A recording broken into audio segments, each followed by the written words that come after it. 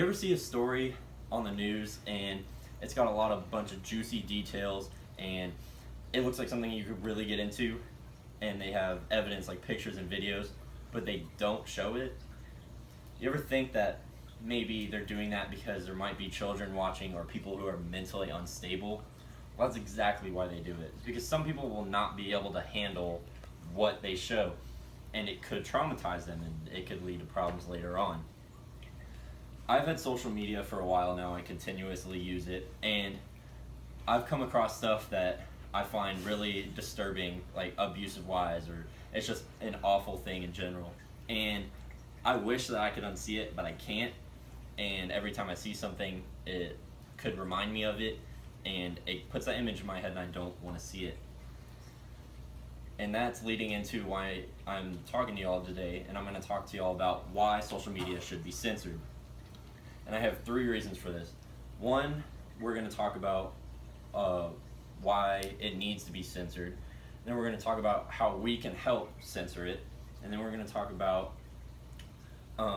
what we can, or what is going to happen if we do censor or if we don't censor.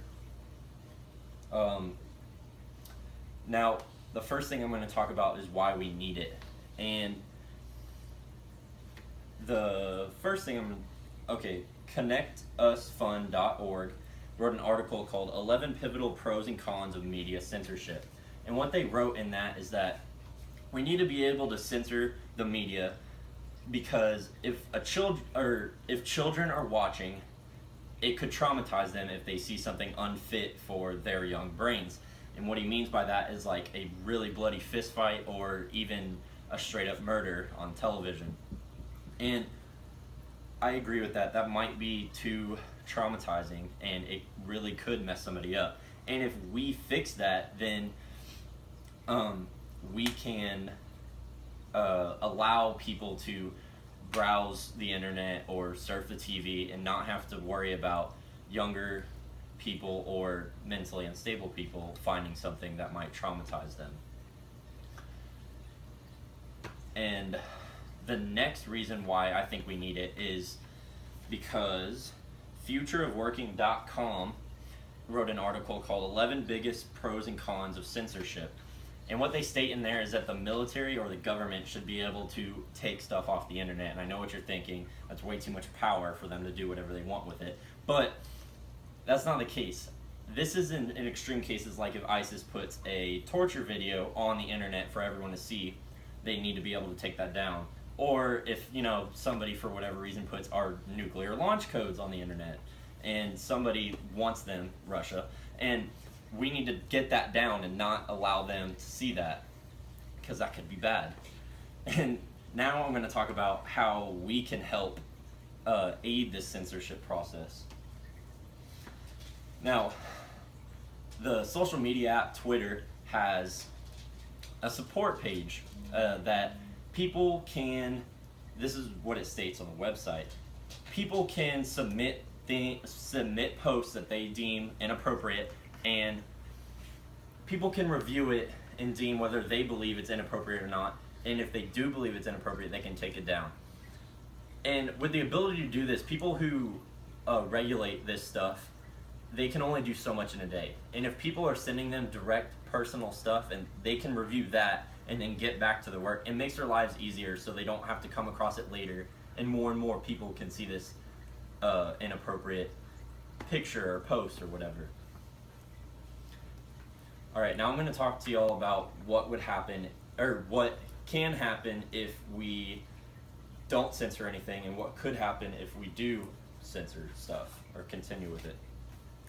I'm going to talk about don't first. Now, the Huffington Post Online wrote an article called "Censorship is Not All Bad." And what it says is that there are a huge group of people that believe censorship is bad. But there's a smaller group of people that believe that censorship is really bad, and they create these awful speeches called hate speeches. And what a hate speech is, it's an attacking form of speech that attacks a certain group of people based on religion, skin color, whatever. And it uses misinformation, lies, and vulgar language. Now, me personally, if I were trying to get a message across to multiple people, I would use a more formal way of producing this speech, and I would not use vulgar language. That's just stupid. But if this gets out of control and people are allowed to hate speech, then other people that were hate speeched on will hate speech the people that hate speech them, and then it'll create this huge thing, and the whole world will be telling each other lies and things just to make everyone else mad, and it'll be filled with false information, and that does nobody any good. And now I'm going to talk to you all about what could happen if we continue with this process of censoring things in a slow form. An online newspaper, or an online high school newspaper called The Spectator, wrote an article called "Censorship Does Both Harm and Good." And now, what they mean by that, and what they said in this article, is that censoring should be done, is all about perspective. And what they mean by it's all about perspective is that it should be done in portion. Somebody shouldn't censor the whole internet because they don't feel like it's right for their child or whoever. That's not what they mean. When they mean do it in portion, is that get rid of videos and pictures of people doing drugs, or political polls that are not all that true, and just really to get somebody else's opinion.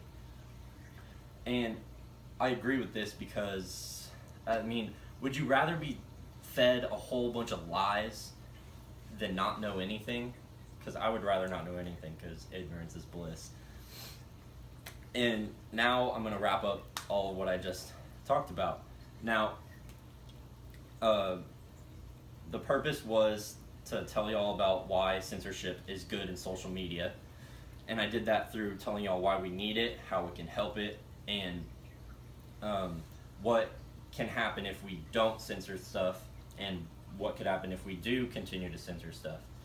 And what I'm going to leave y'all with is to portion it.